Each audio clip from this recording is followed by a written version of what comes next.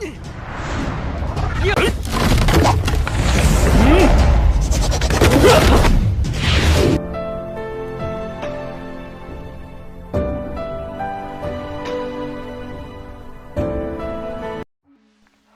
semuanya, selamat datang di channel JKS Film yang akan membahas seputar alur cerita film yang seru tentunya. Baiklah, pada video kali ini saya akan membahas sebuah film Donghua yang berjudul The Shape of the Wind Season 1, yang tepatnya yaitu Galaxy Art. Di mana Donghua yang satu ini menceritakan tentang perjalanan seorang pemuda yang hidup di dalam hutan yang jauh dari pusat kota, dan pemuda tersebut hanya tinggal bersama seorang bapak tua. Akan tetapi ia bertekad untuk turun gunung dan memulai petualangannya, di mana keseruannya tanpa basa-basi lagi.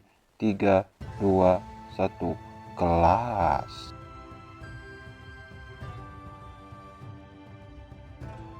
Film ini diawali dengan sebuah kisah yang menceritakan tentang dunia yang tidak terhitung jumlahnya dan tidak terbatas, dan dunia yang menarik itu disebut dengan Kunlun. 有个叫做昆仑的有趣世界。 Dunia itu pun terdiri dari 4 benua, yaitu api, angin, tanah, dan air. Di dalam dunia tersebut juga terdapat berbagai banyak ras, akan tetapi ras manusia sebagai pemimpinnya. 由岩、风、水、地、土，以人类为首，发展起。 Namun, semuanya berubah saat negara api menyerang. Salah judul.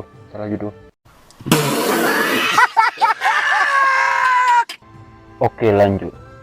Namun, ras iblis selalu membawa malapetaka dan akhirnya terjadilah sebuah peperangan. Dan peperangan itu pun disebut dengan perang Husuk. Akan tetapi, dengan perjuangan yang keras dari para pahlawan, ras manusia pun kembali menciptakan kemakmurannya. 土地。自神话时代结束后，大陆上的诸多种族间，但在众多英灵再造盛世。 Kemudian scene berpindah, yang tepatnya di dalam sebuah hutan. Terlihat seorang pak tua yang sedang duduk. Pak tua tersebut sedang melakukan meditasinya dengan khusyuk. Akan tetapi, tiba-tiba ada seseorang yang menyerang secara diam-diam dan terjadilah sebuah pertarungan.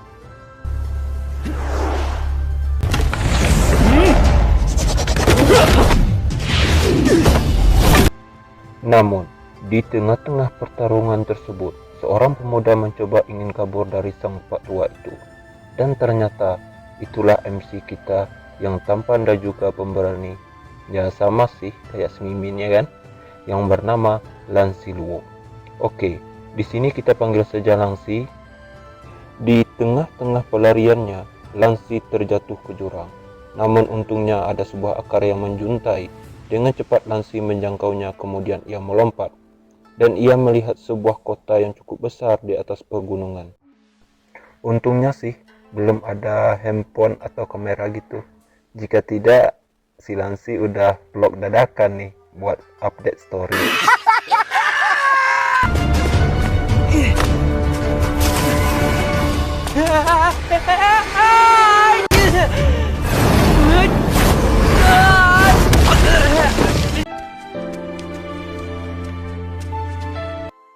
Oke, lanjut. Singkatnya, si Langsi sampai di kota itu dan betapa terkejutnya melihat kota yang begitu ramai dan megah. Di sana juga ada orang-orang yang ramai berkumpul. Ketika si Langsi dekati, dan ternyata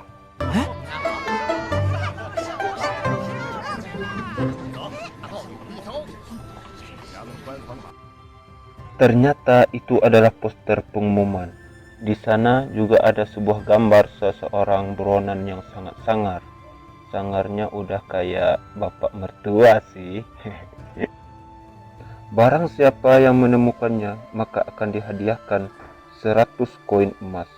Dan di sana juga ada pengumuman tentang hilangnya seorang putri dari pangeran bernama Putri Lia.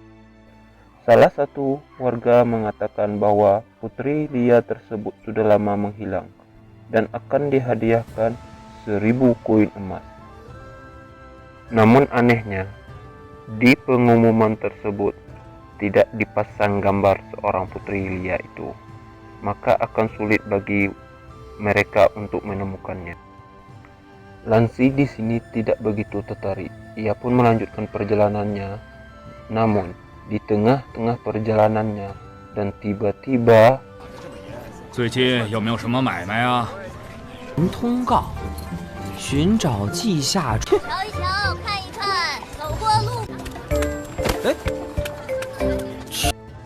tiba-tiba ia ditabrak oleh seseorang. Akan tetapi, karena orang tersebut tampak mencurigakan, Lansi menyuruhnya untuk berhenti. Namun, orang itu pun ketakutan kemudian berlari dengan cepat untuk meninggalkan Lansi.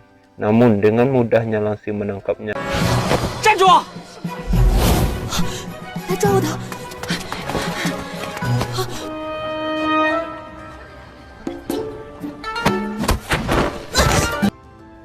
Kemudian wanita itu pun berkata bahwa dia bukanlah seseorang yang jahat. Namun, di sini lagi dan lagi Lansi tidak peduli. Orang itu pun hanya bisa menangis sambil mengatakan bahwa ia sangat lapar. Dan tiba-tiba, 你醒醒啊！你别装睡，小鬼，小鬼！这孩子怎么还晕过去了？ 哎呀，你看，小鬼，把孩子都给打。 dengan tiba-tiba orang itu pingsan. Kemudian para warga beramai-ramai menuju ke tempat Lansi. Dan para warga itu pun dengan seenak hati menuduh bahwa itu disebabkan oleh Lansi. Ya samalah ya kan, kayak kehidupan kita yang begitu mudahnya mengambil kesimpulan sendiri ya kan. Oke lanjut. Akan tetapi Lansi tidak terima dan membantahnya dengan mengatakan bahwa itu hanyalah omong kosong. Orang tersebut hanya lapar dan kelelahan. Dengan baik hati, Lansi akan membawanya ke tempat makan dan akan mentraktirnya. 他晕了！哎呦，别胡说，他只是饿晕了而已。我这就带他去吃顿好的。 Sampailah mereka di sebuah restoran. Lansi tanpa banyak basa-basi lagi langsung memesan semua makanan di sana. Sambil menunggu makanan mereka datang, Lansi di sana pun menanyakan, lu siapa sih, Cok? Kemudian orang tersebut menyebut namanya yaitu Xia Xiao. Di sini kita panggil aja Xia, ya kan? Dan tanpa Lansi ketahui bahwa Xia ini adalah seorang perempuan. Akan tetapi, si Lansi tidak curiga sedikit pun. Karena dilihat dari penampilannya, si Lansi menganggap bahwa si Xia ini adalah adik laki-laki yang kalau mau main game yang selalu numpang wifi tetangga. Ayo, adik siapakah itu? 看你可怜兮兮的样子，今天这顿饭笨。这个，哎，娘娘腔小鬼，你 我的名字叫小草。 Tak lama dari itu, makanan mereka pun datang. Namun, alangkah terkejutnya si Lansi ketika melihat makanan yang enak dan banyak. Dan tanpa basa-basi atau berdoa dahulu sebelum makan, Lansi langsung menyantapnya dengan lahap. Tak lama kemudian, si Xia menanyakan kepada Lansi dari mana ia berasal.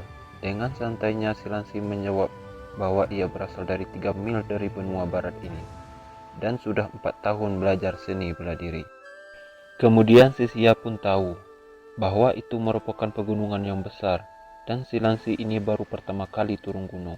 Kemudian juga si Xia menanyakan apakah Lansi punya uang.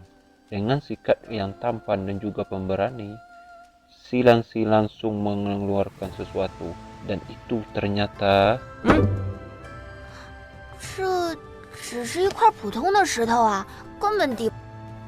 dan ternyata yang dikeluarkan oleh Lansi bukanlah uang emas maupun kartu ATM, melainkan hanyalah sebuah batu yang entah dari mana Lansi dapatkan.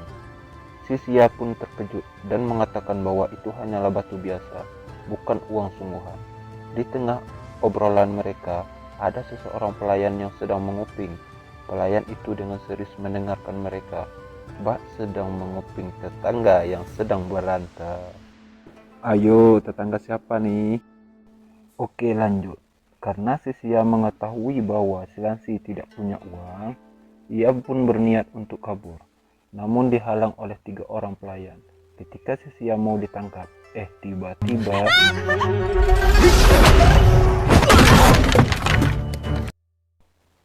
Tiba-tiba dengan sigap Lansi langsung memberikan tendangan pemacu janda.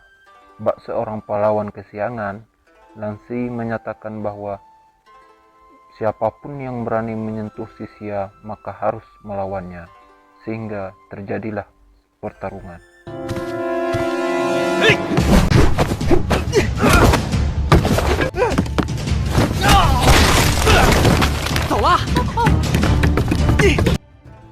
Akan tetapi, dengan menggunakan jurus pemacu janda serta dikombinasikan dengan jurus anti Vergoy, dengan mudah si Lansi mengalahkan semua pelayan itu dan langsung mengajak Sisia untuk kabur dan menjauhkan diri dari restoran tersebut.